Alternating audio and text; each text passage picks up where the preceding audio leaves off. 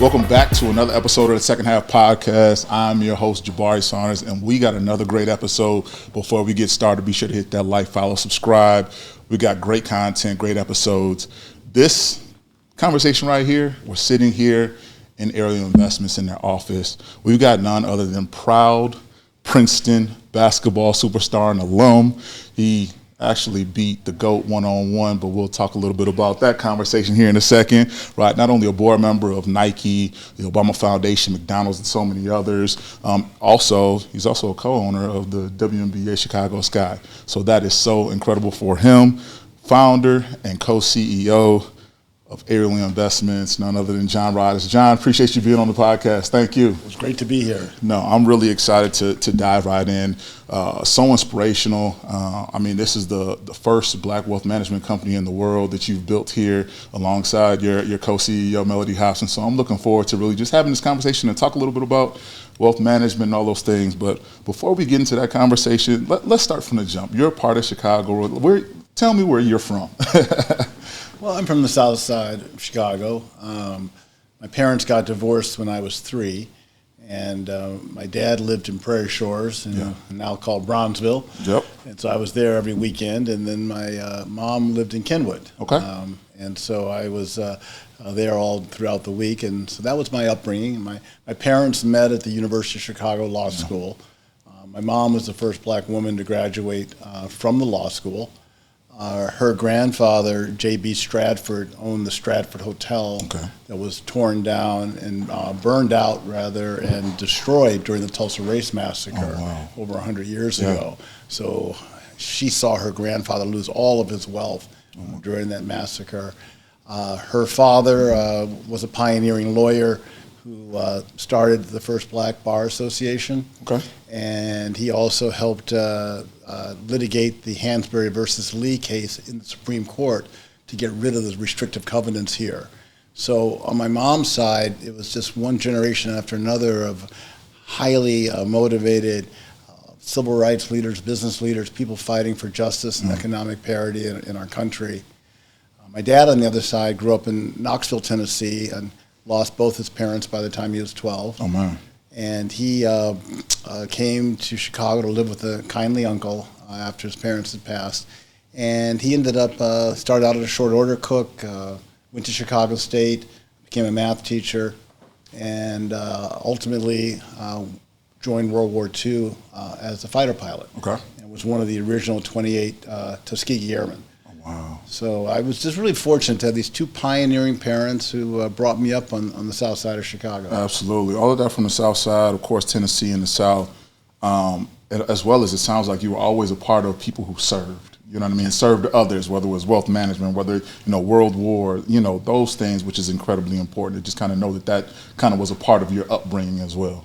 It really was. I can remember when I was a little kid, I'm guessing, 10 years old roughly, sneaking downstairs in my mom's house and seeing Reverend Jackson hold court. Oh, yes. In my mom's living room. Oh, wow.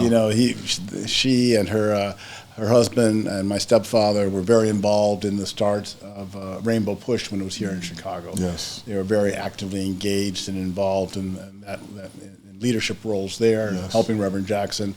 They also were very involved with the startup and help of George Johnson's company, Johnson Products, that created Afro Sheen and Ultra Sheen hair care products. George Johnson also created Independence Bank that became the largest black bank in the country, and also Soul Train. Cornelius. Don Cornelius. People don't really realize that the founder of Afro Sheen and Ultra Sheen also founded Soul Train. Right. Did not know that. That's a nice little nugget we get to learn about as well. No, for sure. So tell me a little bit about this. Chicago, you grew up on the south side, possesses this culture of basketball spirit, sport culture as well. Who was essentially the one that put the ball in your hands? I think growing up I was a pretty good athlete in grade school and high school, and I went to some really good basketball and baseball camps. I went to the White Sox had a camp every summer, and I went to that. And then the Bulls had a camp that was run by their former coach, Dick Motta. Mm-hmm. And I think that camp had a profound impact on me And that Chicago Bulls team, you guys are all too young to remember, but with Bob Love and Jerry Sloan, greats, Norm Van Leer, and I got to know all those guys, and they were kind of my role models, the people I wanted to be like, and that team, they played so hard, they were really just great to watch. Of course. Now, I had on the podcast some episodes ago, I had Arnie Duncan on, and he talked about you guys' relationship. How did that kind of start, and was it basketball or sports, or what was that kind of connection that helped lead you guys together to do some great and amazing things? Well, I went to a very good high school, the University of Chicago High School, and many people know that the lab school goes pre-K through high school. Mm-hmm. So even though I was 6-7 years older than Arnie, we knew each other because he was one of those young guys who loved basketball, and I was one of the better guys on the varsity, and we just sort of clicked, and we would end up being at the gym at the same time a lot of times, and I just could see he was going to be a great player one day, and he was a really great person. So basketball brought us together at the lab school. Even though the lab school is a great place academically, it's not a great place for producing athletes. Right. But there's a few of us who made it. A few of you guys who made it out, which is always a great idea and thought of just so much talent that's coming from the south side of Chicago and coming out of Chicago in general and going and doing great things as well. Yeah, and as Arnie became a great player, and he got better and better. And he Sure grew did. taller and taller. He's one of those rare guys who was growing even in college. Exactly.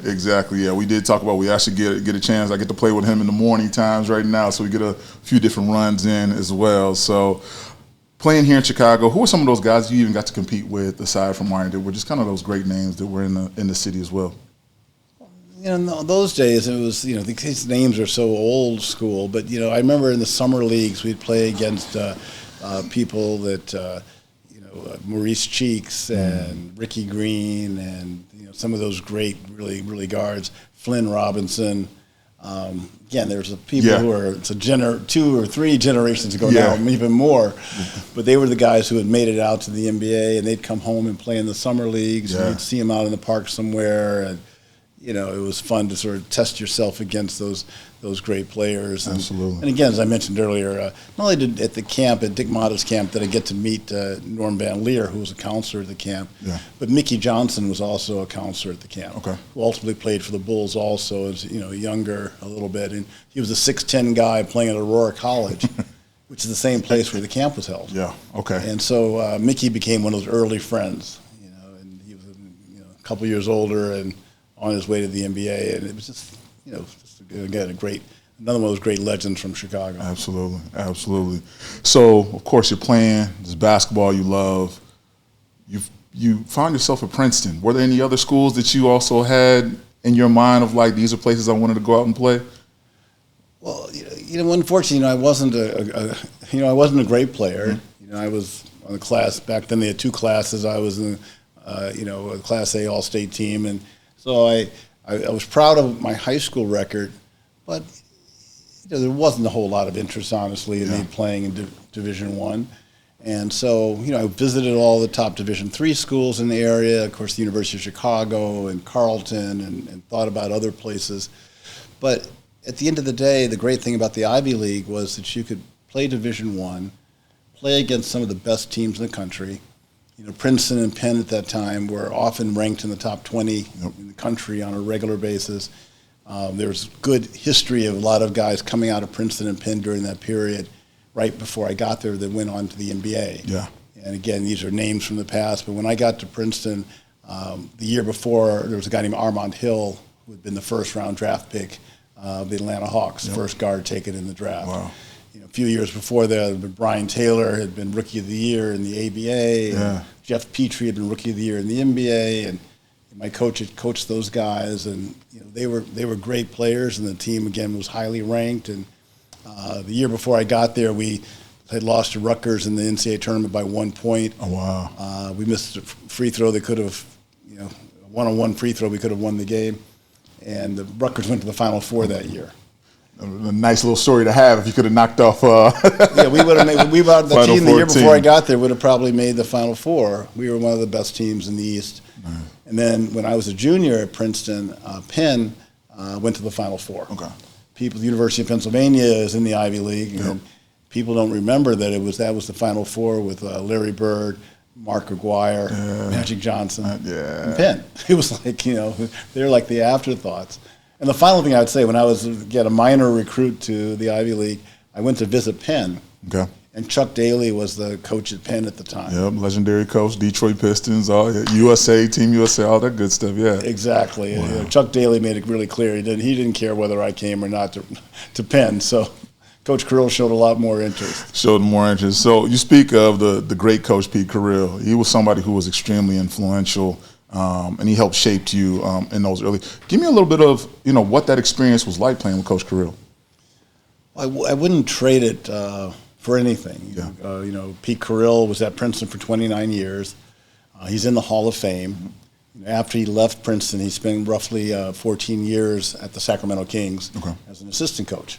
And that he was sort of the architect of the offense that they had back then with Chris Webber and Stojakovic and Bibby and all of Doug Christie. They were phenomenal team of phenomenal just move the ball. Vlade Divac in there as well. Exactly. Yeah, all the cutting and the passing and screening. And yes. So playing for a genius like that was something, again, I wouldn't trade for anything. He was just brilliant. And, he taught you, first and foremost, to think about your teammates first. Yeah. All of us who played there, you didn't care who scored the points. You just wanted to help your teammates succeed. Whether you made the right screen, you made the right pass, you made the right cut. It was just all about team first. Yeah. And it changed my outlook on life. The second thing he did was he was just obsessed with precision and excellence on every play. Oh. So if your pass was a little bit off, a little bit high, a little bit low, you passed to a teammate, he would say passes off every single time. If you set your screen a little bit late or a little bit of the wrong angle, he would show you exactly how you did it wrong. Mm-hmm. And he never took a play off. He corrected the behavior every single time. Mm-hmm. And practices would just stop. And he'd get you where you needed to be. Yeah. But he was rough. He was brutal. He would tell you, if he thought you could play, if he thought you couldn't play, if he thought you were selfish. Yeah. If he thought your parents were selfish, he would tell you. If he hated you, he would tell you. He'd tell you why he hated you. His bluntness and clarity were rough at times. Were rough. I feel like we need that back a little bit. Just the realness of the game and coaching. I feel like we let a lot slide now in this new age because, quite frankly, a lot of the players even making more than the coaches, and things of that nature. So I feel like that's the part that's missing. It's very key in your development as a young person to a grown-up. I can't imagine what it would be like with players getting paid like they are now and with the transfer portal. Yeah. And as you know, that's why so many great coaches I think have left. Jay Wrights and Coach Krzyzewski and all the others that are retired probably a little bit early. Yeah. They didn't want to. They saw all this coming. They saw it happening, and it's a rough time to be in. But no, you're speaking right to it. So you had a great career there at Princeton. Give me a little bit of those, impactful moments that you got to develop and experience on court in those 4 years you were at Princeton. Well, I have to say, when I was a freshman, they were back. I'm old enough. You couldn't play varsity as a freshman. So freshman year, we were really, really good. We beat Notre Dame. They were number 4 in the country. Yep. Just blew them off the court at Jadwin Gym at home. We had played a close game with Kentucky in the first round of the tournament, and we were really good. Sophomore year, when I made the team, we were preseason top 20 in Sports Illustrated and had high hopes, and ultimately Penn beat us out in the league. And as I mentioned earlier, the Penn went to the Final Four the next year. Honestly, I was fortunate to be on the team. Yeah. I was not a great player. My biggest weakness was vision. I didn't see the court. Okay. And, I was not the one who could throw those creative passes, look one way and throw it another way. Mm-hmm. I couldn't do that. It wasn't you. You didn't have the magic gene in you. I didn't have the magic gene in me. And so Coach Carril said, Johnny, you're legally blind, and I can't teach you to see, unfortunately. Yeah. But we're going to keep you around because you play so hard. I don't want to have to cut you. And so I got to be there, and I persevered. At the end of my junior year, I started for a while. And I had a really good end. I got 20 points against Brown. And the funny story was, headline to the newspaper after we beat Brown was that Jolly Rogers sinks Brown. Oh, wow. And so the reporter in the article, there's a quote from Coach Carril. The reporter asked Coach Carril, well, where's Johnny Rodgers been all season? Why hasn't he been playing more? And Coach Carril says, if Johnny Rodgers could pass or dribble a little bit, he would have been playing a long time ago. This is after I'd scored 20 After points. you scored, right, exactly. We win the game. Oh, wow. Anyway, I ended the season strong, and the next year I'm captain, I'm starting, and we go and we played a great schedule. We played against Michigan State the year after they won the championship, and a lot of those guys were still back. We went to Hawaii to play. We played Duke at Duke, and they were like number 2 in the country. Oh, wow. And so these are my memories. That's what my memories were. So after the Duke game, first thing Coach Carril did is he walked in the locker room and turned to me and he said, Johnny Rodgers, it's not fair to have you on the court with players that good. After just putting up 20 against Brown, but coming back, Yeah. And wow. So I was back to my normal seat on the bench after that. But it was a great experience. I wouldn't trade it for anything. The other thing is, I had some great teammates who had great basketball careers afterwards and did interesting things in life. So Dave Blatt was a year behind me at Princeton. He became the head coach of the Cavaliers. Mm-hmm. We were talking about him as a potential Hall of Fame coach. Hall of Fame coach, yeah. All the work and leadership he had in Europe. Steve Mills became the president of Madison Square Garden and the president of the Knicks for a number of years. Wow. Both those guys again played professionally overseas. And then Craig Robinson, who was stayed with me on his recruiting visit. Okay. When I was a senior and he was a freshman, you could see he was going to be a superstar. Yeah. He ended up being the 4th leading scorer in Princeton's history. But he ultimately became more famous because his sister Michelle followed him to Princeton. And then Michelle married Barack. And, in the beginning, Barack was that's Craig's little sister's boyfriend. Yeah. And, Craig was the star of the family because he was playing ball at Princeton. He was being recruited. Right. He'd been drafted by the 76ers. He was the star. Yeah. But it was just so fun to be around a team where these guys like Craig and Steve and Dave and others did so well in basketball, and you could sort of live vicariously through their success. Absolutely. And then, finally to have Craig's sister become the first lady of the United States. Who would have ever dreamed it? Who would have thought about that one, huh? Yeah. Oh my goodness, such an amazing synergy of just greatness that was all just kind of happened to be around each other and built relationships along the way. Yeah, we've all stayed. I haven't stayed in touch with Dave Blatt, but Steve Mills is on the board of Ariel Mutual Funds. Craig's one of my best friends, and we've played in dozens of leagues together in 3-on-3 tournaments around the country. And nice. So it's just been a wonderful blessing to have we'll have to get both of them on actually on the podcast to talk about greatness, for sure. So tell me a bit about this, right? You have 20-point games. You get to play at some of the greatest environments ever. Going to Duke, playing against some of the best teams in the country. It's time to take the shoes off for the last time in your collegiate career. What was that kind of experience like when you were making that transition into what it is of your second half, if you will? Yeah. Well, at first I was a little bit, didn't quite know what I wanted to do for sure. I had these two loves. Basketball was one, and the other was the stock market. There's a well-told story that every Christmas and every birthday after I was 12, my father bought me stock certificates instead of toys, and forced me to read about the markets and study the markets. And so I sort of fell in love with the stock market. Okay. I got to college, he turned the little small portfolio over to me, and I would do my own trading and pick and choose my own stocks. So after senior year, I was trying to decide what to do. I thought on one hand, I'd like to coach. Yep. I had these role models of Coach Carril and Coach Mata and others that I thought really were great role models. On the other hand, I had this love of the stock market, and my role model was a guy named Stacy Adams, who was the first black stockbroker on LaSalle Street here in Chicago. Wow. Now they're called wealth managers, but we were stockbrokers back then. And I would spend every free moment with Stacy, and so that's what I decided to do ultimately. So I'm going to be a stockbroker. I'll spend, go to my second love, and I went to work for a firm called William Blair and Company, which is the largest regional investment banking wealth management firm here in Chicago. I was the first black professional they ever hired. Wow. And it was a great place to learn, a great place to train. But was a tough call. And if someone had offered me a job as an assistant coach someplace, you were first thing out the door going, huh? Right, exactly. Oh, love that. So tell me a bit more about that. What was that kind of vision that you had? Because you got to start early, build relationships. You had a mentor. You were following behind Stacey Adams. Did you have a vision for Ariel Investment for it to become what it is today, or was that not even in your vision or plan? Well, the idea around Ariel Investments, there had never been an African-American money management or mutual fund company in the country's history. You think about all these big mutual fund companies, Fidelity and Vanguard and T. Rowe Price and people, there are all these giant firms.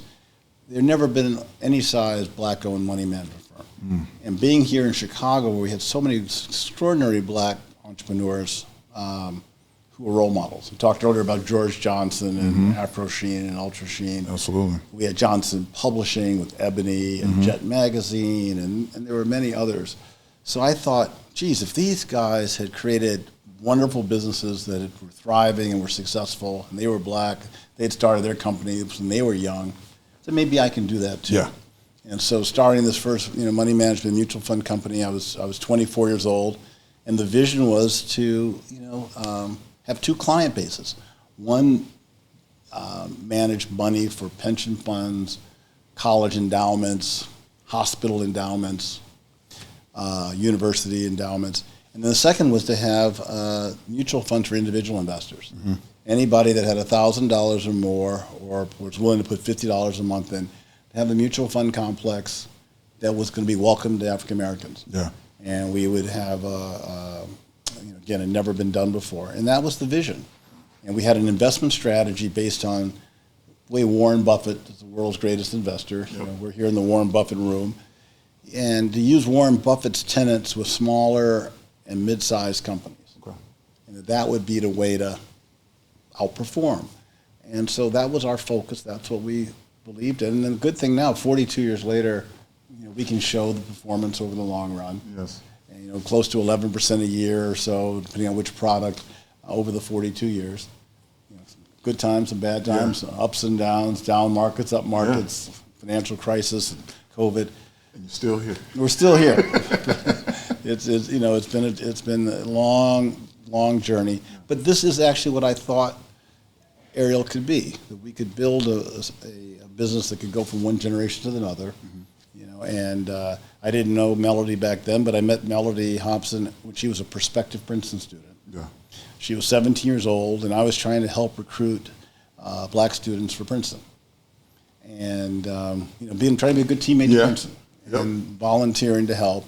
I met her as a prospective student. She was planning to go to Harvard, and we had a dinner for all the admitted students, and she sat next to a guy who helped neutralize her. And this guy, Richard Misner, class of 1965, he took Melody the next week to a breakfast where she had a chance to meet former Senator Bill Bradley. And, clearly, obviously one of the greatest basketball players in history. And former senator, just it was extraordinary. And Bill Bradley's the one that sort of helped convince her to go to Princeton and not go to Harvard. Oh, nice. So you had a little bit of play in it, but he kind of closed the deal for her. Exactly, yeah. There you go, a little teamwork. A little teamwork. It's so funny, when Melody got married to George Lucas, years later, Bill Bradley walked her down the aisle. Wow. So for meeting her as a 17-year-old. Yeah. And 33 years later, now she's our co-CEO here at Ariel, and it just shows you if you're trying to help your teammates, trying to help get more black students to Princeton, I'm volunteering and I meet my most valuable player. Yeah. And she had a great summer internship here and then joined us when she graduated. Wow. And now she's doing great work alongside you. Yeah, she's got, she's the cover of Fortune magazine. Yeah. One of the 100 most powerful business leaders. Incredible, right here. That team. It's funny, I was just watching Drew Barrymore yesterday, and there was an episode of her launching her new children's book about investing and wealth management and financial literacy, which is incredible. And those are the conversations we have to have, and we need to have. Yeah, I wish she had invited me on the show. Exactly. She'd have brought you and play a little teamwork as well, right? Exactly. No, speaking of teamwork, you have this passion and knack for basketball and sports. You then not only have this incredible business and financial wealth management, but you found yourself as a board member at Nike, McDonald's, the Obama Foundation. Obviously, you have that relationship. We were just walking around in the office and saw this incredible photo of him and his team during the election, of utilizing your offices to have that moment and that special moment. What being a team player seems to sit with you very well. Where did that kind of come from for you to just kind of be that consistent team player? I have to give credit two places. I mean, number one by far was Coach Carril pounding it home to you that you think about your teammates first, always, always, always. But also there's a history here in Chicago where the business leaders in Chicago, more than any other city, I think, roll up their sleeves and get involved with local civic organizations, local nonprofits, and get involved politically. It's just sort of the natural thing to do. Yeah. And so I think both things had a big influence on me. And so I was just lucky to have those two motivations to get very involved. Yeah. Never dreaming one day that my former teammate's brother-in-law is going to run for president. But I first went to Barack's first fundraiser at the Hyde Park Hilton. Wow. When he was running for the state Senate. Yep. Senate days, knocking on doors, banging, I remember those days. Yeah, I remember him giving his first speech at that fundraiser and saying, wow, he's a really good speaker. Maybe one day he'll be mayor or something. You know? He was so confident and comfortable as a young person. But since I'm, I think, basically 3 years older, he would come to me early on and get advice on how to raise money here in Chicago. Who you could count on, what are some of the traps you can fall into. I had been Carril Moseley Braun's finance chairman when she became the first black woman senator in history. So it was natural for him to come in and see me. And so I got to co-chair the inauguration when he was elected, and it was really one of those special honors. So special. That moment, I remember being right down there in Grant Park and just in awe. Well, election night, the cool thing about election night, you sort of hit on this indirectly, but the next day he walked into Ariel. And for the next 3 days, we were the temporary transition headquarters. So we were like Mar-a-Lago. Yeah. Except for 3 days. Yeah, for 3 days, everyone was coming here. Everyone was coming here.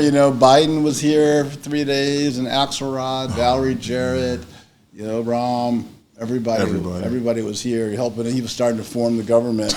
He was sitting right here, and I'd walk by the conference room and maybe they'll invite me in, and I can help out a little bit, give him my best ideas. You give him some ideas and say, hey, He didn't ever come knocking on your door at that time. Not to form the government, but the security was of course crazy. I'm sure. You had to, get to your own offices those 3 days, but it was really cool, and it ultimately became kind of an experience of a lifetime to be able to go to some special events in the White House and get to see the residents and go to Camp David and things like that you never imagined possible. Nice.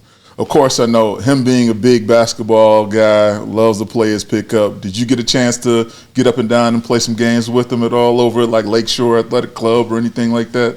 I played with him a few times at Lakeshore, and at I'm not an East Bank member. I'm a Lakeshore member, but we would play a few times at East Bank. Nice. And then when a couple times, there was a couple really cool things. For his birthday, he had a big 49th birthday. He had a big basketball extravaganza, and he had a bunch of his buddies come, like Marty Nesbitt and Alan King and Arnie and others.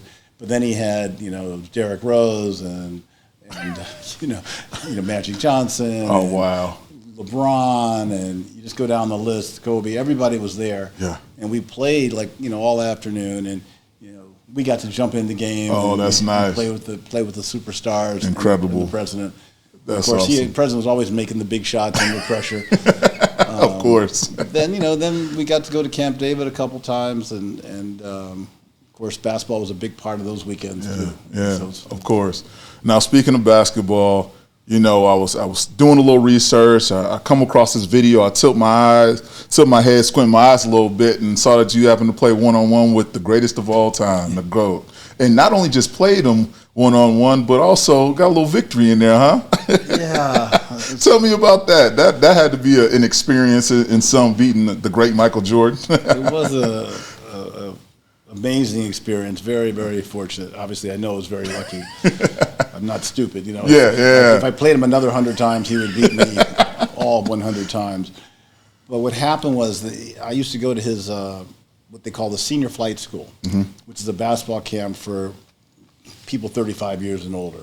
And it was really great, you know, because you would have great coaches. Like one year I had Mike Krzyzewski. Oh, wow. Another year I had Jack Ramsey.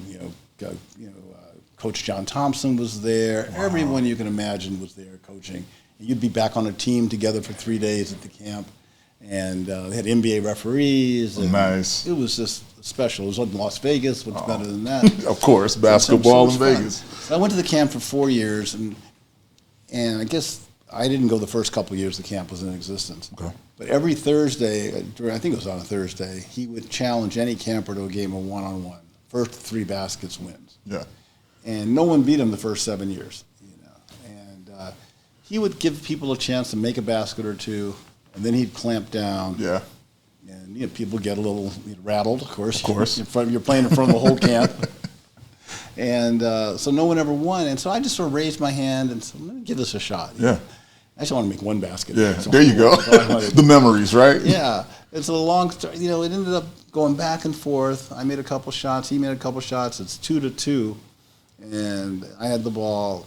And I was always good at making hard layups with either hand. And that was the one thing I was kind of decent at. And so I make a little spinning left-handed shot, and he just barely misses blocking it. Really?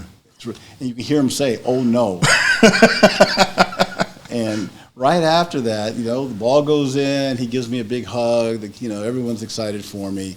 Damon Wayans, the comedian, had been a camper. Oh wow! He walks on the court and starts making fun of Michael. It's like, take down all the posters of Jordan, replace them with Rodgers now. And he went on and on. And of course, Michael ended up taking him on the court and just like, of course, trashing him completely, dunking on him and embarrassing him. But at the end of the day, it was a special experience. But I realized, you know, it was a combination of he played a lot of campers that day. Okay, there you go. He was tired. A little winded. He was a little winded. That's all right. Hey, a win is a win, right? Yeah, and he was overconfident, and so I was fortunate. Good stuff. Did you guys ever get a chance to play again and get a rematch? I never went back to the camp. I'm just going to quit while I was ahead. Quit while you was ahead. Good decision. Good decision there. No, staying within basketball, but I think that it's still important. Like, you're also a co-owner of the Chicago Sky, WNBA team. What does that mean for you to be a part of that ownership group, especially the way that the WNBA is emerging and growing and such great talent such as Angel Reese and so many others on the team? Yeah, so I just had lunch with Michael Alter, the principal owner, who brought me in 18 years ago or 19 years ago to be involved. It's been fun to be engaged with these dynamic women. Yep. And it's been a lot more fun lately, of course, to see the league explode. Yeah. And we won the championship, as you know, 3 years ago. I was there. That was, you know, one of those experiences of a lifetime to get a ring and in a time where you never dreamed we could win. Absolutely. We had been sort of average that year and came together in the playoffs and were able to win. Yep. But the bottom line, it's just been fun to be involved, supporting the women, bringing women's sports to Chicago, keeping it alive when it was sort of touch and go, you know, because people weren't coming and people weren't supporting it, and we had to decide whether we were going to shut it down or keep going. And I'm really glad we did. And it's been a way to stay involved. I've been sort of, you know, helping, you know, over the years with helping pick the coaches or helping to give as much free advice as I can. Yeah. And they don't always listen to me, of course. It's all right. But I try to be as helpful in as many ways as I can. Yeah. And then I'm involved, you know, I'm on the board of USA Basketball too. And as you mentioned, I'm on the board of Nike. So all these things come together in a way of keeping my hands in basketball. There you go. I love it. Now, of course, not only just basketball, you're very close to just athletics in general. You know, especially being wealth management. We're looking at these collegiate athletes as early as 16, 17 years old being recruited, being offered a lot of money. NIL is incredible right now. It's through the roof. Also, you look at the professionals, those contracts are also astronomically growing. Where do you kind of see this as a space of where you can kind of help from a wealth management, advice standpoint, like where do you kind of come in and say, here's what you guys should be doing with your money as you guys are receiving this kind of NIL? Where would you kind of start at? We've done a lot around financial literacy. Yeah. As you know, Arnie and I helped create the Ariel Community Academy public school 27 years ago, and we give the kids real money to invest in real stocks, and that's been really important, to get people exposed to the stock market. As you mentioned earlier, Melody not only has written a book on investing, but she's been used to be a regular on CBS Morning News and Good Morning America, talking about financial literacy. And so we go out and talk to kids everywhere, high schools, colleges, business schools, grade schools, trying to get young people, especially young people of color, especially African Americans, information about the markets. Yeah. Try to get them comfortable in the stock market the way that my father got me comfortable at age 12 in the stock market, trying to replicate that work. And when it comes to your question around athletes, we talk to a lot of athletes. We get invited every once in a while to talk to next generation leaders in basketball. There's some great high school players who are going to be in the NBA in 2 or 3 years, and get to talk to different groups from time to time. And what I always try to get people to do is, one, you need a good financial advisor who has your interest at heart and wants to think about how to build wealth for you for the long run. We think that's just critically important, having that really good wealth management. It's someone from a firm that's reputable and that's they're gonna be around for a long time. Yeah. And so I think that's really important. And what I tell people is that you don't always have to go out and start your own restaurant or your own bar as an entrepreneur with your wealth. You can buy stock in McDonald's. I was on the McDonald's board for 20 years. When I first got on the board, the stock was like $15. And it went down to $13, and now it's $290. Yeah. 13 to 290.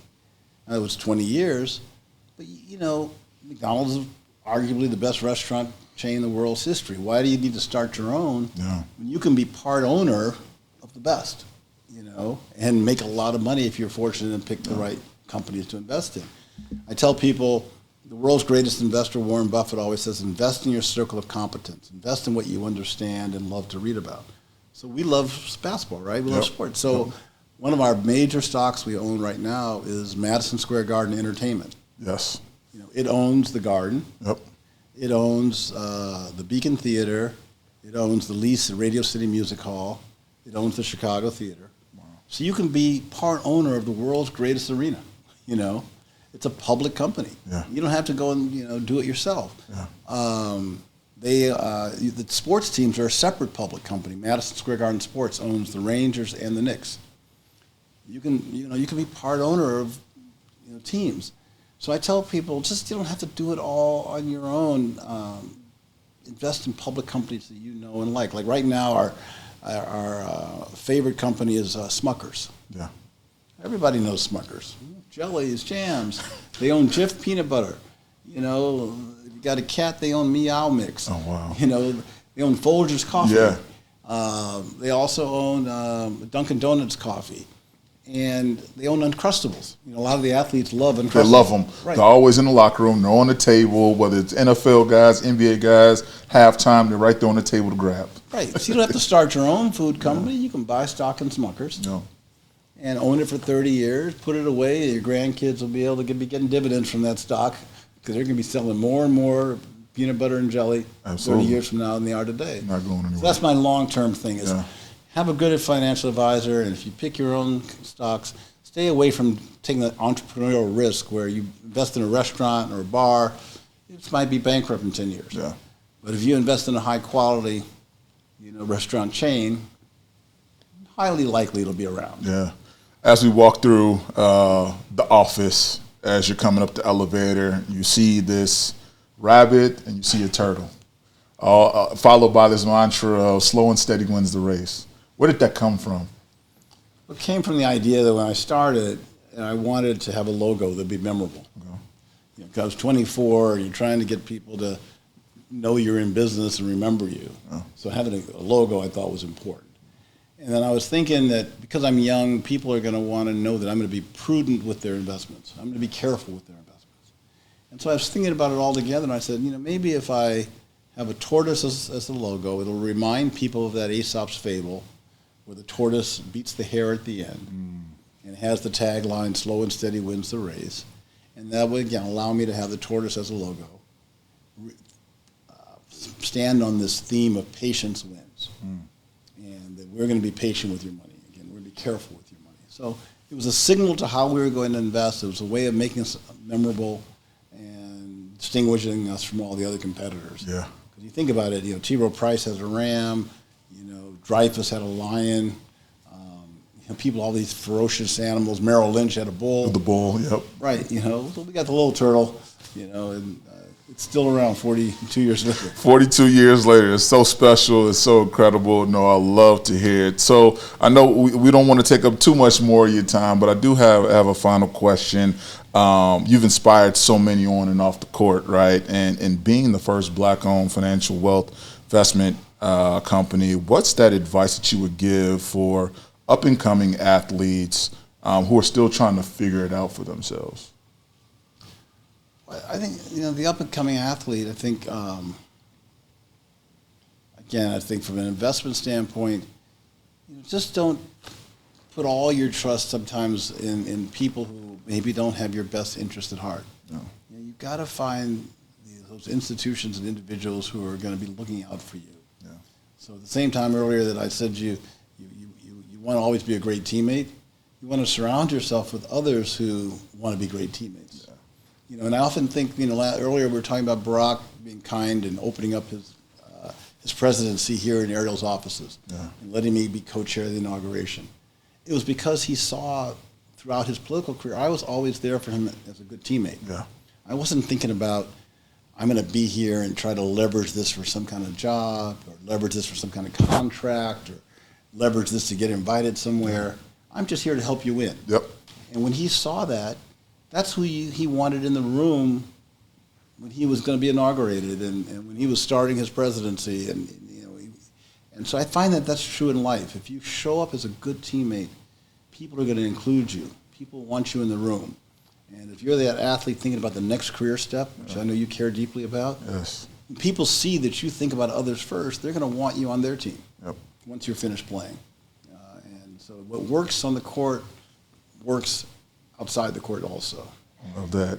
Well, you know what, John, I really appreciate you being on the podcast.